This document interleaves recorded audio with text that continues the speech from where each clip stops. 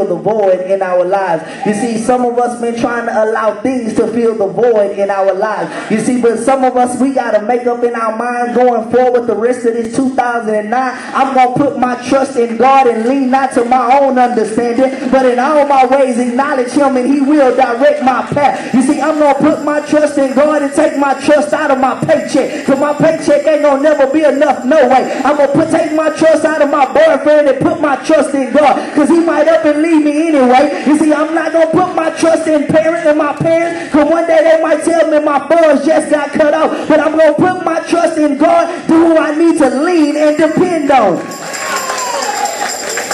You see, we have to understand that in this day and time we're living in, there are so many people trying to fill the voids in their lives with so many other things. You see, that's why we have the drug rates going up.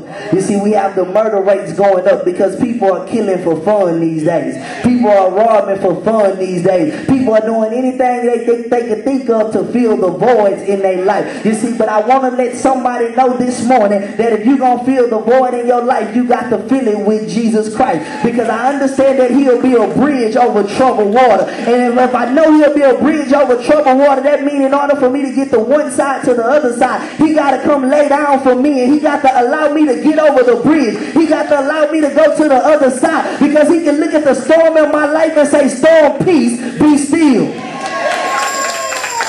You see, I'm almost done with you this morning. I'm going to ask Michael Jackson to help me close the end of this sermon this morning. You see, I come by to tell somebody this morning that if you want God to do anything for you, you got to learn to get up off the wall. You see, you can't be standing up on the wall talking about, God, I need you to bless me, and you won't raise your hands. You can't be saying, God, I need you to bless me, and you won't stomp your feet. You can't say, God, I need you to bless me, and won't open up your mouth. You see, I got to learn to do something for God if I want something from God, because I understand that when the praises go up, that's when the blessings will begin to come down. I can't sit there with my hands folded and expect to get something from God.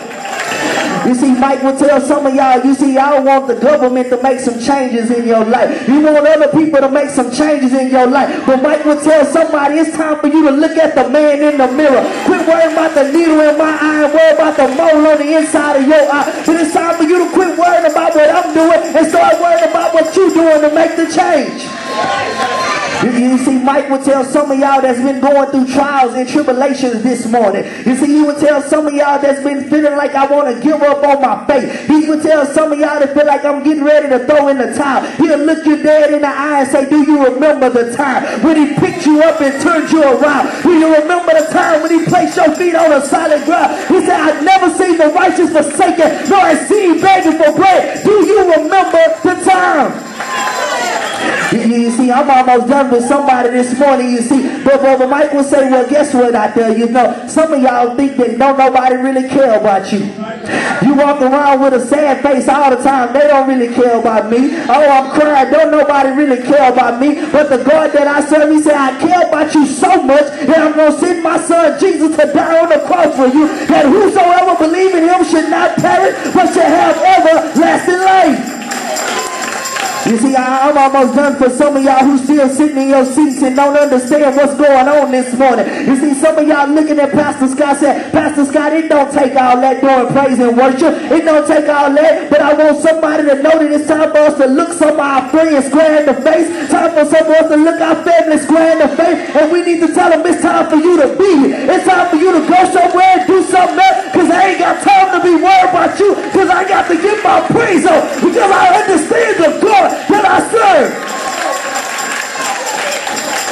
Pastor Scott, what are you trying to tell me this morning? It's time for you to beat it, because a man named Jesus Christ, he went up on Calvary, he died just for my sin. He died for your sin. They stretched him high, they stretched him wide and hung him high. They put nails in his hand, they pierced him in his side. But he said, you know what? That was for your sake. That's so you can come over. That's so you can sleep at night. So that's so you can come out of debt, stand on your feet all over the building.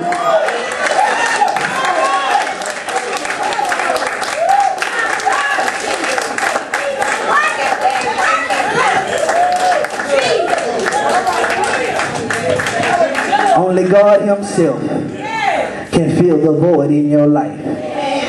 Only God himself can be the one you lean and depend on in the middle of the night.